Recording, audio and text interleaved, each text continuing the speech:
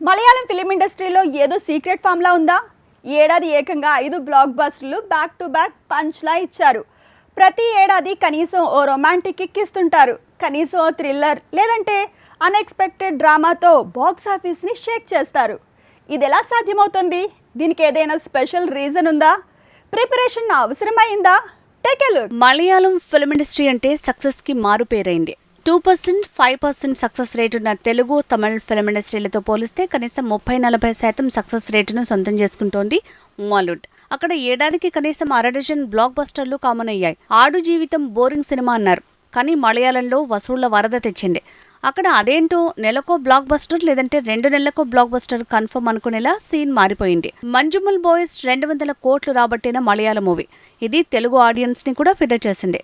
అదేంటో మలయాళంలో హిట్ అయిన ప్రతి మూవీ తమిళ, తెలుగు మార్కెట్ ని కుదిపేయటం కామన్ అయిపోయింది. ప్రతి ఏడాది మలయాళం ఫిల్మ్ ఇండస్ట్రీ నుంచి కనీసం ఒక్కటైనా రొమాంటిక్ మూవీ కిక్కిస్తుంది.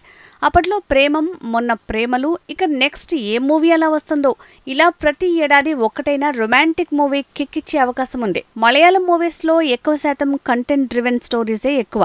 అందుకే కొత్తదనం అక్కడ కొట్టొచ్చినట్టు కనిపిస్తుంది. అదే మాలీవుడ్ కి ప్లస్ అవుతోంది.